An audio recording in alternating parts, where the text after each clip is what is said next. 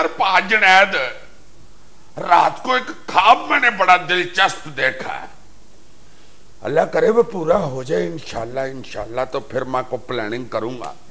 ख्वाब में मैं क्या देखता हूं कि मैं एकदम बहुत ज्यादा अमीर हो गया हूं। अच्छा। और मुझे समझ नहीं आ रही कि अब मैं इतने पैसे का करूं क्या। लोटो के ढेर लगे हुए हैं, इधर भी पीछे मेरे भी, इधर खबे हाथ भी। मैं हैरान हो रहा हूं कि या अल्लाह इतने पैसे मैं कहां खर्च करूं। उफ। कभी मैं मोटरसाइकिल उठा के टेलीफोन का ऑर्डर देता हूँ। मोटरसाइकिल उठा के नहीं, हाँ दिमाग ही फिर गया यार, दौलत ने मत मार दी है मेरी। कभी मैं टेलीफोन उठा के तो गड्डी का ऑर्डर दे रहा हूँ, कभी मैं इधर से डिफेंस उठा के कोठी का अपना यार पागल हो गया हूँ यार मैं। मुझे समझ नहीं आ रही कि इतनी दौलत का क्या बनेगा मेरी। आप देखने से पहले तुम पागल नहीं थे, ठीक थे, मेरा मतलब है नॉर्मल थे। नॉर्मल ही था तो मुझे ख्वाब आया यार। तुम्हारी माता तो नहीं मारी? कभी किसी पागल ने तुम्हें ख्वाब सुनाया? यार ये सिर्फ तुम्हारा अकेले का मसला नहीं है, हमारी आधी से ज्यादा आबादी इसी तरह जागते में ख्वाब देखती है, लेकिन उन ख्वाबों की ताबीर के लिए कुछ करने के लिए तैयार नहीं है। नहीं, मैं तो प्लानिंग कर रहा हूँ कि कुछ ऐसी कुछ स्कीम लड़ाऊं कि उतना लोट आ जाए मेरे पास रातों रात। हाँ रातों रात। यार ये रातों रात जो अमीर बनने का कब था, इसी ने तो हमें ज़हनी मरीज बना के रख दिया। और बड़े बड़े अमीर लोग इसी तरह अमीर होते हैं, रातों रात।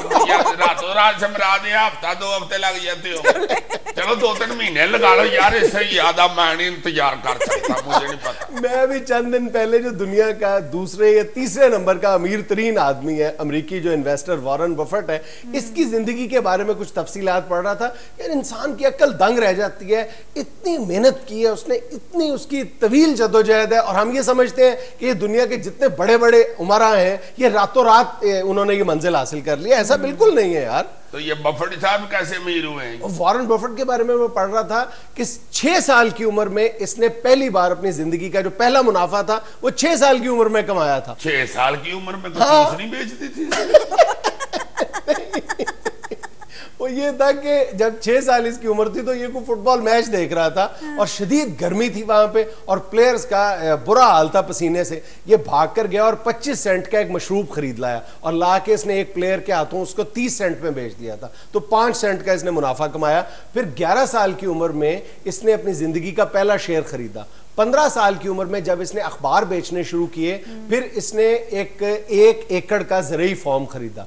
फिर चल सो चल, फिर इसकी यानी दौलत इस पर मेहरबान और आशिक थी, ये आगे आगे और दौलत इसके पीछे पीछे। अच्छा जी। और आज आलम ये है कि पूरे अमेरिका में ये कहा जाता है, इसको पूरी दुनिया का दूसरे या तीसरे नंबर का ये अमीर तरीन आदमी तो है, लेकिन इसको पहले नंबर का सबसे कामयाब इन्वेस्टर, दुनिया का मोस्ट सक्सेसफुल इन्वेस्टर कहा जाता है। बिल्कुल इसके बारे में शायद ये सादिक आती है कि मट्टी को भी हाथ लगाता है तो वो सोना हो जाती है। वो कैसे जी? वो इसलिए कि जो भी अमेरिकी कंपनी डिफॉल्ट करने के करीब होती है, इसके पांव पड़ जाती है कि आप हमारे कुछ शेयर्स खरीद लें। और हकीकतन यही होता है कि जैसे ही ये उस कंपनी के शेयर्स खरीदता है, देखते ही देखते वो कंपनी दोबारा प्रॉफिट में आ जाती है। हाय हाय हाय हाय। तो इसकी स्टोरी में कहीं ख्वाब नहीं है इस तरह की? ख्वाब है, एक नहीं कई ख्वाब है, लेकिन उन तमाम ख्वाबों की ताबीर के लिए इसने दिन रात मेहनत की है।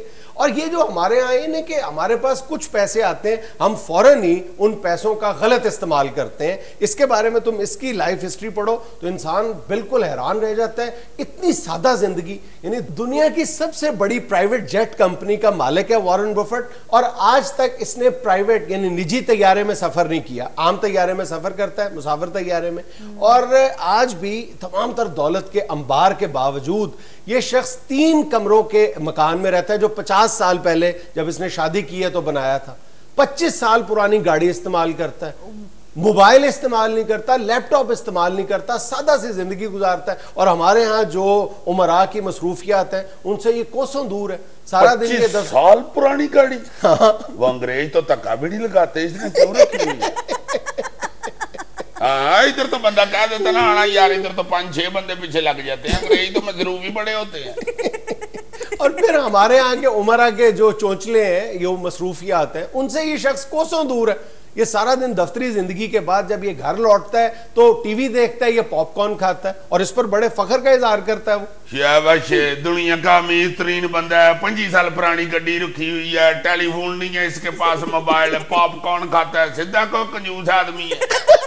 नहीं यार, कंजूस नहीं है, यही तो मैं तुम्हें बता रहा हूँ, कंजूस बिल्कुल नहीं है, बल्कि वो सादा तर्ज जिंदगी का हामिल आदमी है। और बिल्कुल ये हमारे यहाँ ये जो सोच है, इसी सोच को बदलने की जरूरत है कि जिस शख्स के पास जितने पैसे वो सारे खर्च कर दे। उसका फलसफा है, वो ये कहता है कि मैं 3 कमरों के घर में खुश हूं, मुझे दूसरे घर की जरूरत नहीं है, मैं क्यों पैसे जाया करूं। और इसे यार तुम कंजूसी कैसे कह सकते हो? उसकी सोच तो तुम देखो जरा कि ये अभी चंद साल पहले जो दुनिया का दौलतमंद तरीन आदमी बिल गेट्स है, उसने जो बिल गेट्स फाउंडेशन बनाई है फलाह बहबूद के कामों के लिए, इसने वॉरेन बफेट ने उसमें अपनी 87% दौलत, 87% दौलत उसे दे दी है। बाकी इसके पास क्या बचता है? 87% दौलत दे दी है इसने। और इसकी मात तो नहीं मारी हुई?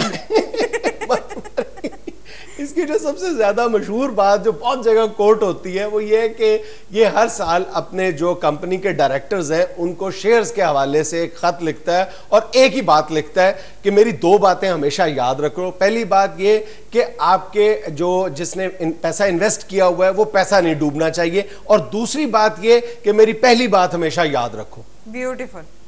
हाय हाय हाय हाय हाय हाय।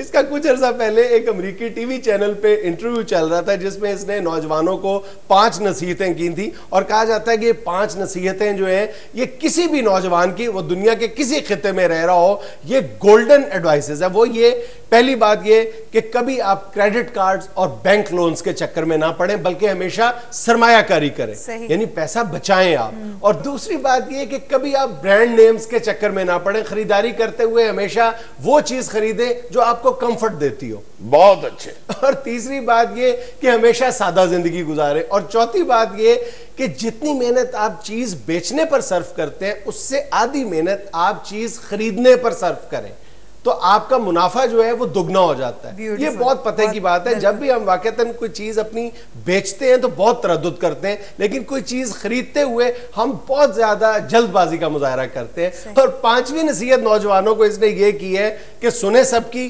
करें अपनी, क्योंकि ये आपकी जिंदगी है। हाय हाय हाय। ये 5 जरा मुझे लिख के दे देना, चूंकि ख्वाब मुझे आ चुकी है और लौट आने वाले हैं मेरे पास।